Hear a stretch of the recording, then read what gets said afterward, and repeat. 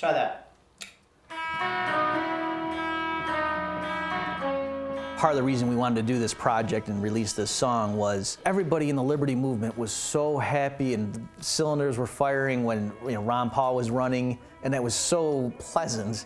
And then then when he wasn't anymore, things started to fall apart and there was all this infighting and everything. So we really were trying to say, look, instead of pointing fingers and saying this is what all these other groups are doing wrong, and just create something. I mean, you got to do something, and that's partly what we're trying to do.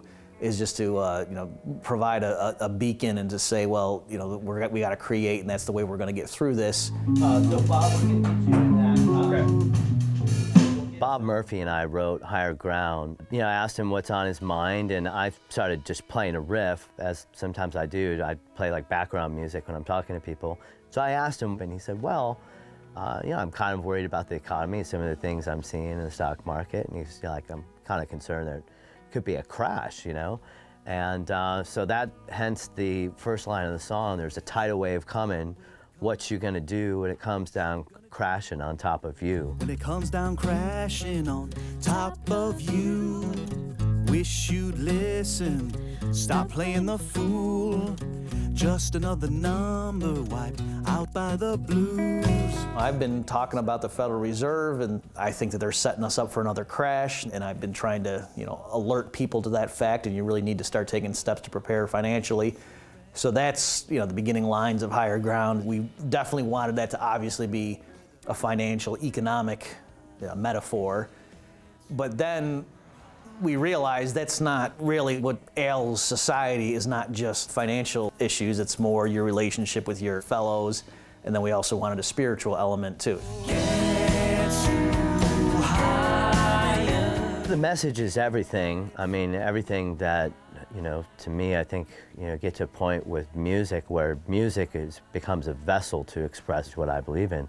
And I think it has a way of pushing people to be their best and, morally as people, because I can tell you in the process of writing this song and singing it and playing it like almost every day, it's helped me to be a better person in certain situations where I had to deal with some kind of confrontation with somebody that might have not done something that so great to me that I wasn't happy with. And it helped me to take the higher ground and maybe not to get on their vibrational level that maybe was a negative one, to elevate mine. And that's the best I can do, is maybe inspire people. Broken paddle. That was good. Yeah, okay, let's listen to that. Keep swimming upstream with a broken paddle. I would encourage people who are artistically talented and believe in the ideas of liberty, that to me that's really a big void, that in my opinion, the terms of the academic scholarship, like we know our ideas are very sound, and in terms of economics and what have you. I mean, as an economist, it's frustrating.